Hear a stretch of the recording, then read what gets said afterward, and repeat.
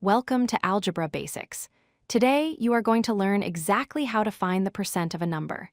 This is one of the most useful math skills you will ever learn, used for calculating tips, discounts, and grades.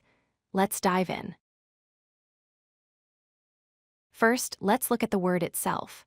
Percent comes from the Latin per centum, which literally means per 100. You can visualize this as a fraction where the denominator is always 100. For example, 35% is just another way of saying 35 out of 100. There is one simple rule that makes all these problems easy to solve. In math word problems, the word of almost always translates to multiplication. So, when you see 50% of 20, you can simply rewrite it as 50% multiplied by 20. This works for every single percentage problem. However, you cannot multiply by a percentage symbol directly.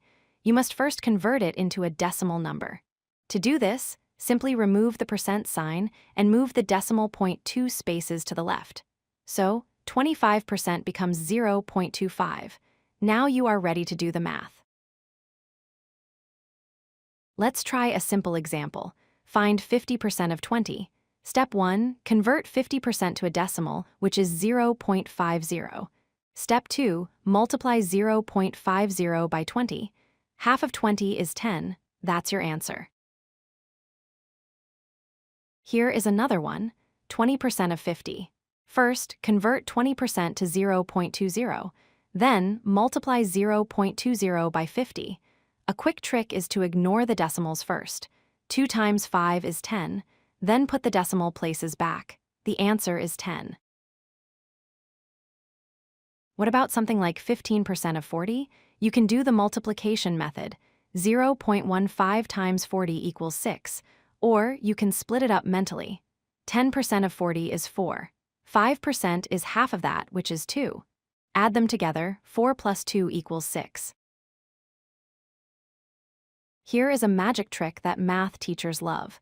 If you have a hard problem like 8% of 50, you can swap the numbers. It is exactly the same as 50% of 8. Finding half of 8 is much easier. The answer is 4.